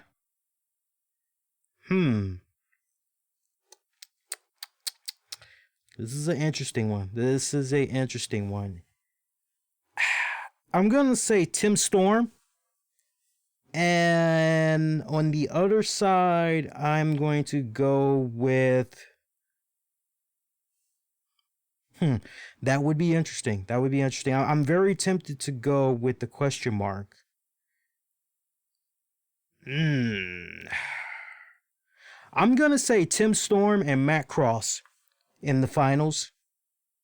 And I'm going to say Matt Cross as your new NWA World TV Champion. That's what I'm going to be sticking to. We will be doing a NWA Hard Times post show that will be live for you guys to check out. I will be live with you all this Friday. So whenever it concludes, that's when we're pretty much going to be coming on live and we're going to be covering that. So look forward to that. I can't wait. That's going to be exciting. I enjoyed the Into the Fire event. That was great. So I'm telling you, if you guys have not gotten on board NWA yet, you need to. I don't know what you guys are procrastinating for, but you definitely need to get on top of that. All right, so we got the Royal Rumble pay-per-view event. That's going to be going down this Sunday, Houston, Texas, at the Minute Maid Park. Here's the matches that we've got so far. Andrade takes on Humberto Carrillo, singles match for the United States Championship. I am going to go with Andrade for the retain. Bayley defends her SmackDown's title against Lacey Evans. I'm going to go with a Bayley retain. It feels like at this point everything is being set up for Bayley taking on Sasha Banks at WrestleMania for the title. That's just the impression I'm getting. Shorty G taking on Sheamus. Sheamus all the way. Any day of the week. Wake up. What's for breakfast? Bro kick. Hey, I'm hungry. Lunchtime. What am I eating? Bro kick. Just got home from work. I want some dinner. What's for dinner? Bro kick. Bro kick. Bro kick. Bro kick. Bro kick. Sheamus all the way. Roman Reigns taking on Baron Corbin or King Corbin. Falls Count Anywhere match. I just want this feud to be over with. Got to be honest. I just want it to be over with. I will go with Roman Reigns. Asuka takes on Becky Lynch as Becky defends the Raw Women's title. Lynch hands down. The Fiend, Bray Wyatt, takes on Daniel Bryan. Strap match for the Universal Championship. Stay the course with Wyatt. I'm not seeing a title change here. I'm not feeling it whatsoever. I don't think anything weird's gonna... Yeah, I'm not seeing an upset. Fiend, keep bringing in that money, dog. Fiend all the way. Women's Royal Rumble match. 30-woman Royal Rumble match for a Women's Championship match at WrestleMania 36. And you would like to believe Ronda Rousey is going to be coming back, right? You know, there's that part of me that's going... Ronda Rousey. But let's just say for the sake of the argument, there's no Ronda Rousey right here. Well then, who do you go with next? What is going on with Nia Jax is my question, and is she at 100%? Because if she is at 100%, you want to talk a really solid ass cool way for reestablishing somebody. Nia Jax is another one that you can go with as well. And man, I know this is going to kind of be a mind fucker because shout out to Seth Washington. Seth, our guy, is always the one that is taking down predictions and everything. And usually I kind of take him through a little bit of a roller coaster with some of my predictions here. So I'm looking at who currently is on the roster that is worthy of getting that 30-woman winner spot. The names I'm homing in right now is a Ronda Rousey or a Nia Jax.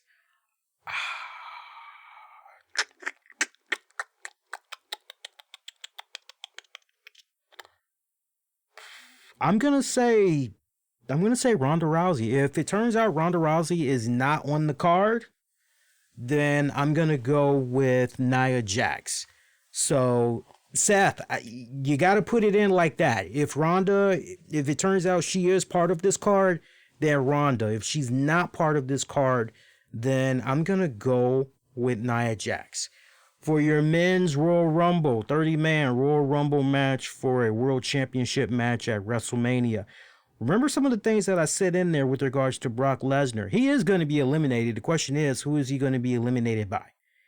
Could it maybe come in the form of a suggestion that CM Punk had made and Keith Lee is the one that eliminates Lesnar? Could it maybe be Kane? Could it maybe be Dio Madden? How about Matt Riddle? That would be interesting. Matt Riddle and Lesnar. Wow. In the ring at the same time. That would be pretty badass, right?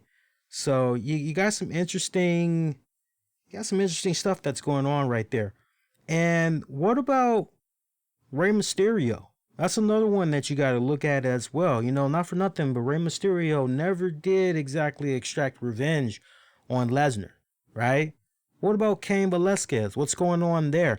One of those men that I had mentioned is going to eliminate Brock Lesnar. Now, you're asking me straight up, I'm setting this up. Who do I have eliminating Brock Lesnar?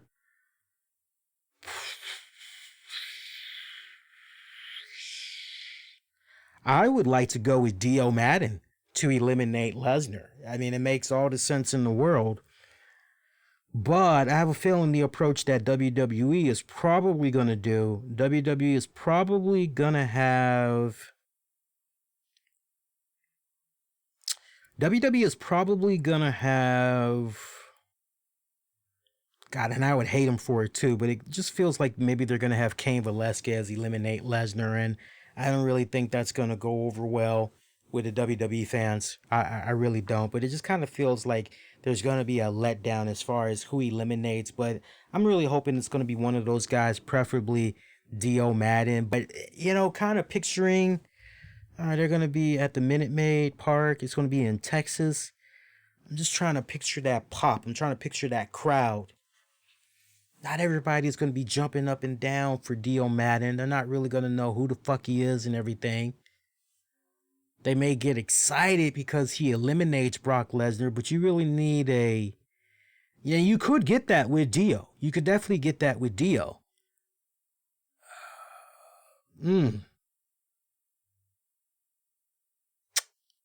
I say, why not have Matt Riddle eliminate Lesnar? Why not? Why not go there? Yeah, why not go there? If you're not going to go with Dio Madden, why not go with Matt Riddle? That would be kind of an interesting situation right there. As far as who is going to win this one, too close to call, man. Too close to call. I'm not seeing Ricochet. Yeah, I'm not seeing Ricochet. I'm looking at the roster right now as we speak, too. The names that jump out to me the most, it's between Randy Orton, Drew McIntyre,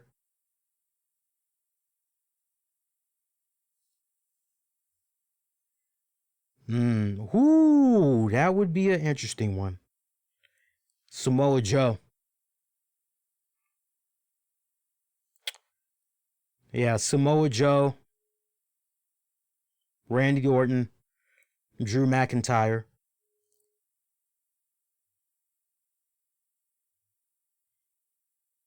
Put Kevin Owens in there as well. I'll put Kevin Owens in there as well.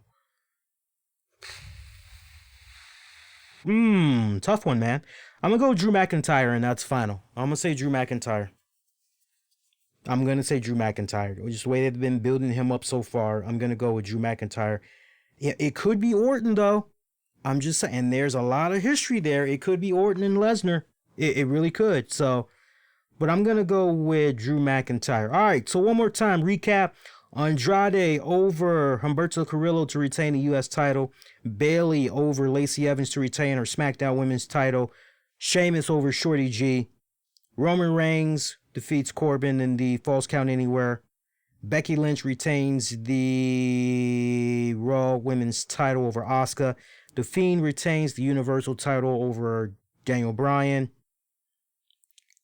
If Ronda Rousey is activated, look for her to win the Women's Royal Rumble. Otherwise, if she's not active, look for Nia Jax to win. That's my prediction. I'm sticking to it. And for the Men's Royal Rumble, a bit close to call, but I'm going to ride it out. I'm going to go with Drew McIntyre. And that is how I am looking at the Rumble matches. So, Joshua, with regards to the question you asked about 50 minutes ago, there you go, man. And apparently, Naomi is supposedly, I'm looking at what Glenn said in the chat here. Naomi returned to WWE this Sunday at the Royal Rumble. Now, do we know that as a fact? Because survey says, I'm not seeing anything about Naomi. Maybe that's what he would like to see, because I'm not seeing anything about Naomi being announced. So maybe that's what Glenn would like to see happen for him. Sounds like he's a Naomi fan. Ain't nothing wrong with that. All right, so that's what we got going on there with the Rumble. And yes, there will be a Royal Rumble post show. I will be live with you guys as soon as that concludes, so have no fear. And if you guys are noticing, we are not really lagging like we were last week. If you guys recall, there was some serious lagging that was going on last week's show. I had a tough decision to make because what was happening was we were streaming the show like we normally do, but I was also streaming it in the Discord.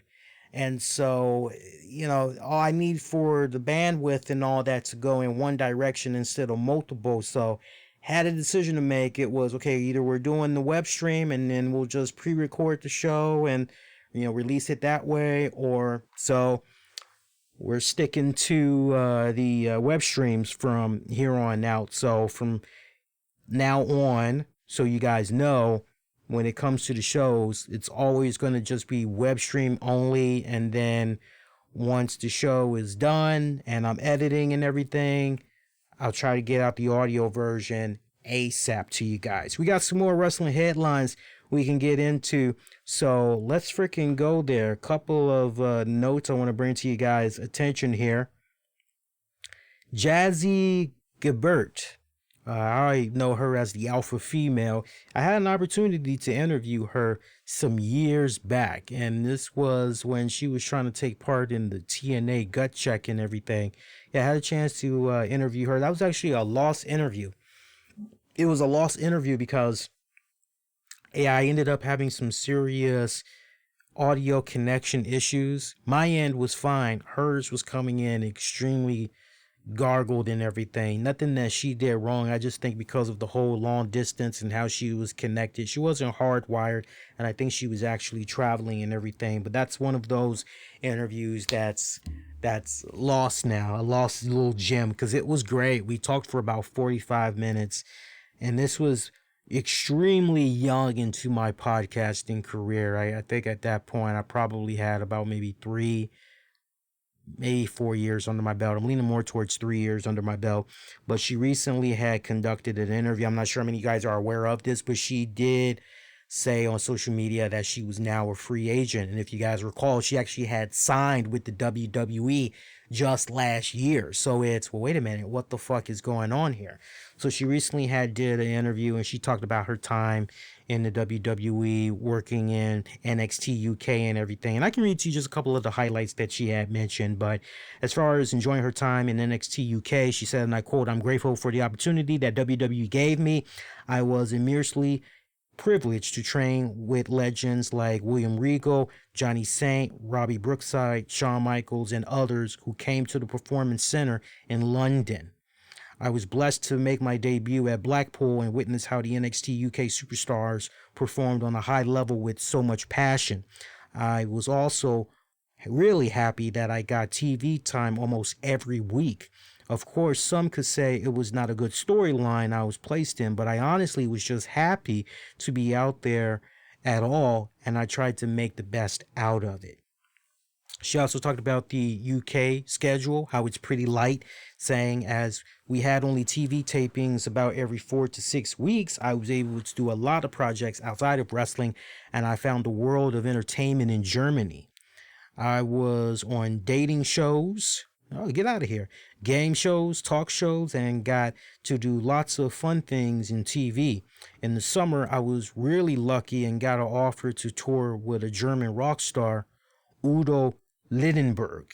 And we went on tour for 3 months, 28 shows, every time in front of 15,000 plus fans. In between all of this, I had the NXT UK tapings. And with regards to the decision of moving on from WWE and the NXT UK, just WWE overall, She said, on tour, I realized that I want more from my life, and I got the confidence that I'm able to do more. And for 2020, Udo Lattenberg asked me if I could come on tour again, and a reality TV show offer also kicked in. Unfortunately, these projects would cross the schedule from NXT UK, and I had to make a decision because working all of these projects at once wouldn't work, as I couldn't see myself moving on or up in terms of storylines. I had to ask for my release. So it was completely my decision, and I'm happy about it. I always wanted to work for WWE, and I'm happy that I can tick that box. Of course, would I have loved to be a champion? For sure, but my heart tells me it's time to move on. Okay, so, I mean, it's a very respected statement that she put out there, but when you kind of read right in between the lines a little bit, and this is why I love reading a transcript and everything, and actually listening to the audio, hearing a person explain themselves and everything, addressing the questions, but then most importantly, the follow-up questions and everything.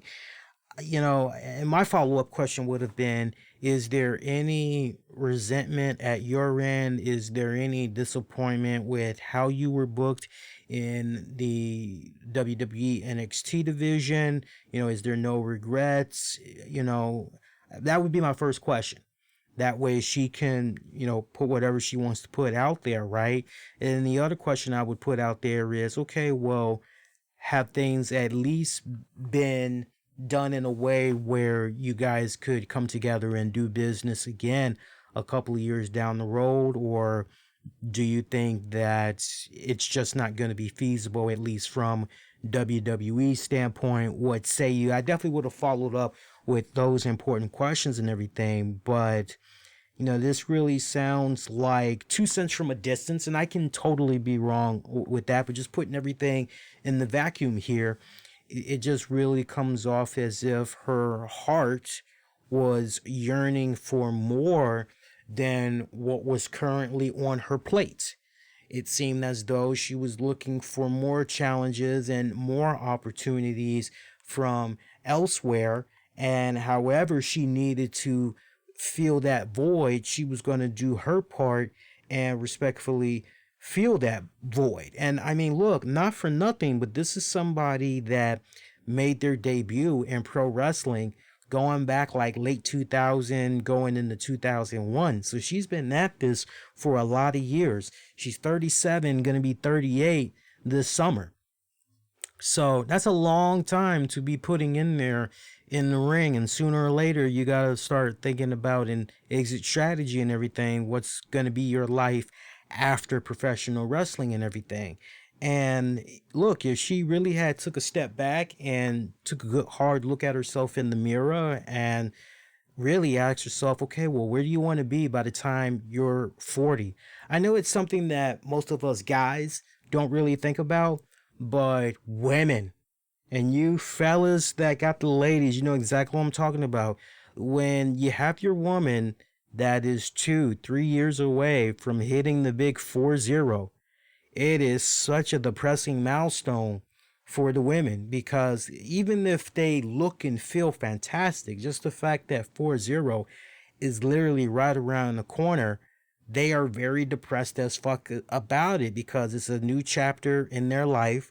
And also, hey, they're 10 years away from 50. That's the other milestone that it means, right? And so they really start thinking about, okay, where do I want to be? If they're 36 or 37 or 38, they start thinking about, okay, by the time I'm 40, where do I see myself? Where do I want to be with my life, right? And you would think after they turn 40, they will just then they're thinking about where do they want to be by 45?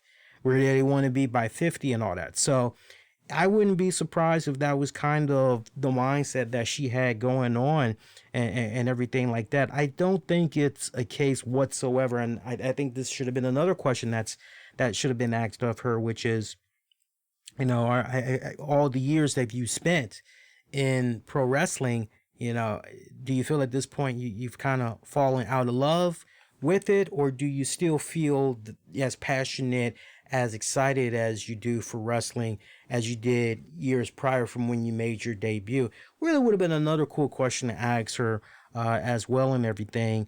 But, look, I just think that she's really looking at the glass half full and is really just weighing in all of her options and is really just trying to do her best to lay down a foundation of where she would like to see herself financially come 4-0. I say, look, do what you got to do. Chase what your heart desires, right? We've all done that. We've all been in positions in our lives where, we had hit a crossroads and we had a decision to make. Okay, do we continue to be complacent? And, well, the money's pretty good and the schedule's all nice and flexible, but on the negative side, these things are going on. So, okay, well, do we continue to accept this hand that is being dealt? Or do we shuffle the deck and we go with this instead? So some interesting decisions that some people have to make. So I definitely respect her for, man, she's done a lot of stuff in a lot of territories. I know I'm probably talking about somebody that a lot of you guys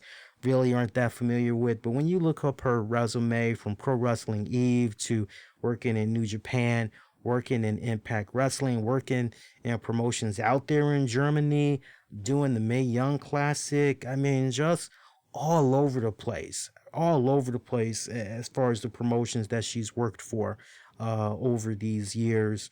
Honestly, even dipping into mixed martial arts, mind you. I mean, she is a jack of all trades. If that's where she is right now, hey, God bless her, man. More power to her. Major League Wrestling, they've announced a lumberjack match between Country Units, Joseph Samael and Simon Gotch, and Los Parks, Le Parc, and El Hero de la Parc for MLW Fightland. Remember, that's going to be going down on February 1st at the 2300 Arena in Philadelphia. As it gets a little closer to that event, we'll take a look at the final card for that one for you guys. Von Erichs. Got some interesting Von Erichs news. Now, I know a lot of you guys are old school wrestling fans like myself, and you respect and appreciate the Von Erichs. Some of you guys may remember the first season of Dark Side of the Ring, that infamous episode of the Von Erichs. For some of us veterans, we really didn't learn anything new, but it was nice. It was nice seeing the Von Erichs there, and always put a smile on my face. At the same time, I think about all the tragedies that went down and everything, but this may entice you guys a little bit. So Deadline is reporting that Sean Durkin of the Nest is writing a feature about the rise and fall of the Von Erich family. He's collaborating on the project with Tessa Ross, former Film 4 head, and Juliet Howe. And they are all attached to this. They're going to be producing this film for House Productions. And additionally, BBC Films chief Rose Garnett is attached to co-finance development of the picture with House Productions. So they are going to be tackling everything essentially that we saw from the Dark Side of the Ring episode. It's just going to be magnified even more. It's going to be turned into a movie and everything.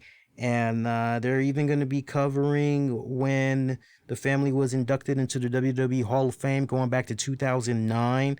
This is slated to make its debut at the Sundance Film Festival. That's going to be happening next week, which is going to be on January 26th. So keep your eyes peeled for that. We'll try to see if we can do our part at our respected end. Maybe we can set something up.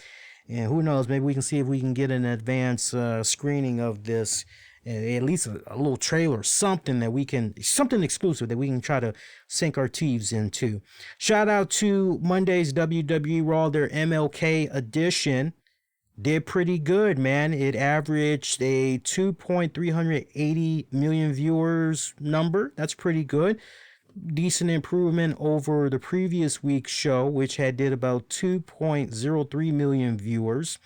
For Raw this week, they finished number one for the fight on the cable top 150, and they averaged a rating of 0.83 in the person's 18 to 49 key demographic. So when you break down the hourly numbers, first hour drew 2.548 million viewers.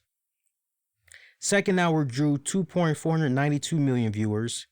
and the third hour drew 2.101 million viewers. The show finished number 7 in total viewership for the night on cable. Hannity on Fox News was number 1 in viewership with 3.809 million viewers. So not too bad right there. Shout out to Trish Stratus. Trish Stratus, my girl Trish Stratus, is going to be receiving the Luthez Award from Pro Wrestling Hall of Fame. They put out a press release for this as well. They said, we're excited to announce Trish Stratus, already a member of the WWE Hall of Fame, will be honored this summer at the George Trago / Luthez Professional Wrestling Hall of Fame. Trish will join the 2020 class and will be the recipient of the Luthez Award, an award that recognizes those in the professional wrestling industry who have used their skills in the realm of public service. She is the first female to achieve the organization's highest award. Past recipients of this prestigious honor, named after Luthez, a 15-time world champion, include Edge, Booker T, Jim Ross, J.J. Dillon, and most recently, Thunderbolt Patterson. Stratus became the first female to receive Cauliflower Alley Club's Iron Mike Award in 2016. And as she continues to find herself in trailblazing roles, she is overwhelmed to be recognized by the National Wrestling Hall of Fame Dan Gable Museum. To be receiving this award named after one of our industry's greatest is truly humbling, and to be the first female means so much. I am beyond honored, Stratus said after learning the news. It gives me hope as a female that our work is being acknowledged, and to be able to take our place in history means everything. The awards ceremony, guys, is going to be taking place July 23rd to the 25th in Iowa, and within the National Wrestling Hall of Fame Dan Gable Museum. If you guys want tickets, call area code 319-233-0745. One more time, that number 319-233-0745. You can also head over to the trishstratus.com website, as they'll have more information as time draws near. I know it's a bit ways off right now, but there's plenty of time to prepare for that. Look, I'm happy for Trish Stratus. I mean, how can you pick on Trish Stratus? I know we're going to have the diehards. They're going to be like, well, you know, this person should have, and this person, and you can make very valid arguments for why this person maybe should have got the nod instead of Trish, especially if you're going to go with the first ever female and everything. But when you just look at overall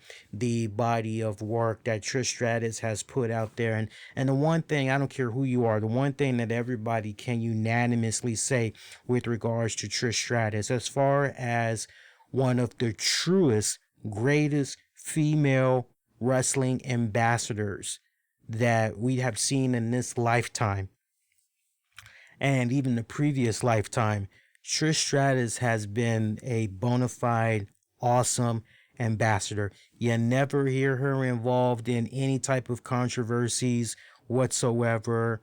You never hear of what she did, a porn. You don't hear, oh, she got arrested for, oh man, Trish Stratus hit hard times. Yeah, man, she got kicked out of her condo, domestic abuse, blah, blah, blah. You never hear any type of shit like that going on.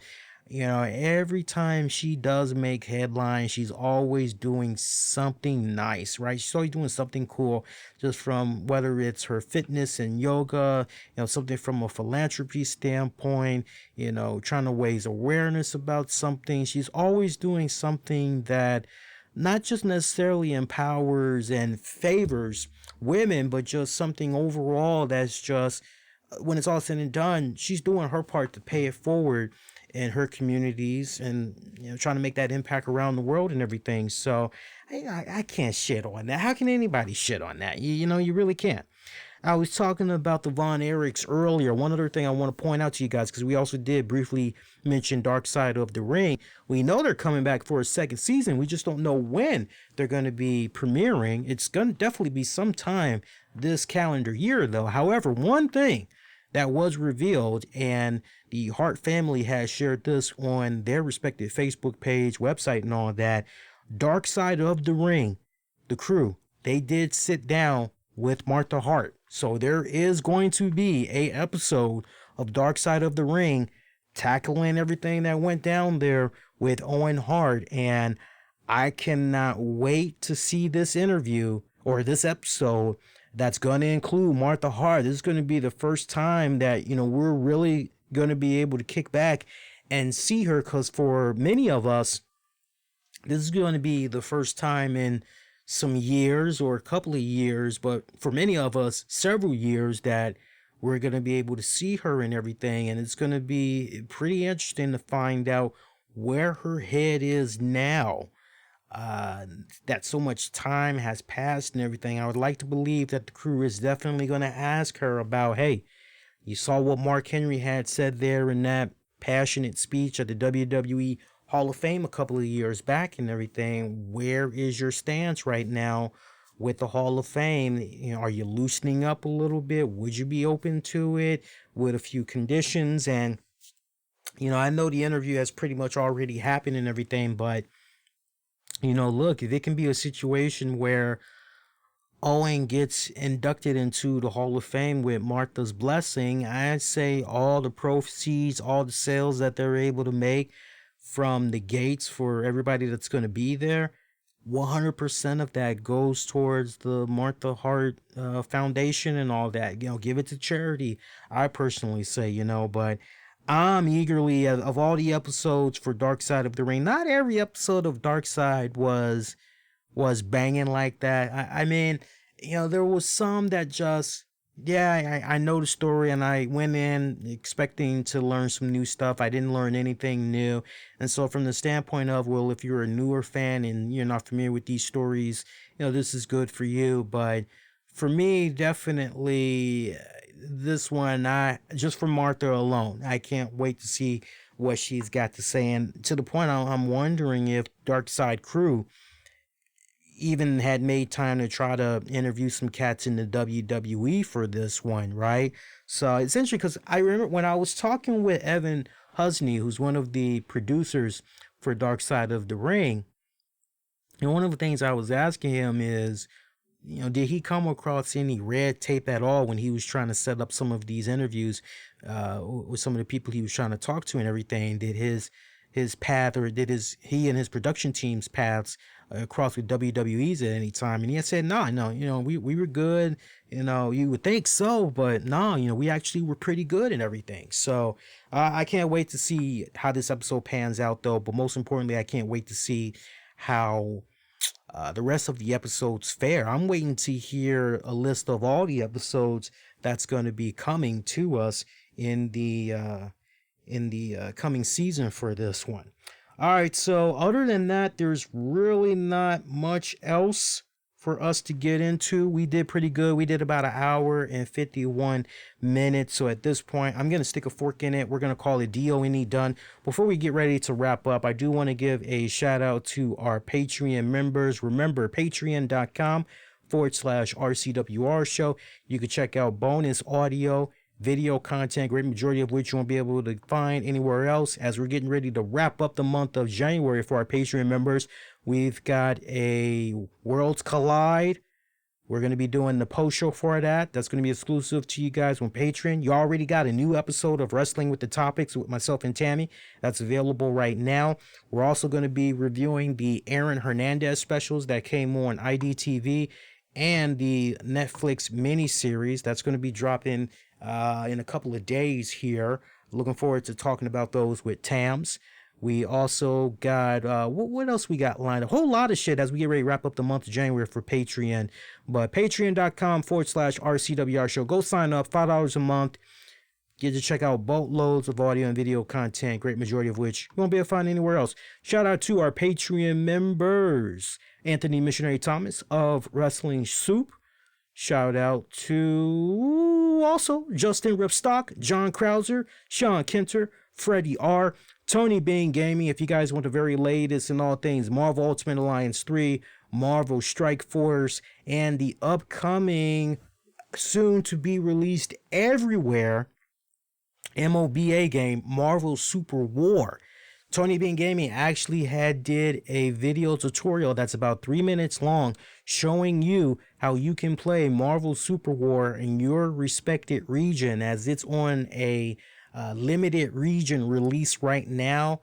I think in a couple of more months, it's going to be released nationwide, all over the place. But for now, it's only available in like 5 select countries. But in about 3 minutes, it doesn't involve bricking your Android phone whatsoever. You don't have to, download any weird Trojans or anything like that. But he does a really cool 3-minute video showing you how you can play that game right now on your Android device. So make sure you check him out. He is the man when it comes to tips, tricks, news, reviews. He's got a great Patreon paywall as well. Shout out to Michael Wolf, and shout out to John Davis. Pretty sure that's the only other person I'm missing. And can I say one more time, Freddie? Shout out to Freddie. Freddie! What's going on with you, my friend? And yeah, that is going to do it. All right, so programming notes once again. This Friday is the NWA Hard Times pay-per-view. I will be live after that wraps up. You can catch that on YouTube. Saturday night, as soon as WWE Worlds Collide wraps up, I will give Patreon members exclusively, you will get your Worlds Collide recap. Sunday, the 26th of January, we got the Royal Rumble post show. You'll be able to catch that live. So good stuff. And then, of course, you got next Monday, the 27th, you got an all-new RCWR show. Get at me on Twitter, Facebook, Instagram. Use the keywords, the RCWR Show. And one more time, if you have missed my appearance hosting, editing, and mixing last week's episode of Wrestling Soup, it is now available. The entire episode, not the free-for-all version, the entire episode is now available for free. Go check out patreon.com/wrestling soup, and you can check out that episode. Download it for free and enjoy. Share your reactions all throughout social media. That is going to do it. For those of you waiting for the audio version of this, it's about 12:10 a.m. on the East Coast right now. Give me, if anything, about 45 minutes. Do what I need to do. Work my magic. Audio version will be available. And yeah, that is going to do it. Until next go round, wishing all y'all to be safe. Most importantly, be kind to one another. I will see you guys next go round. You all do take care.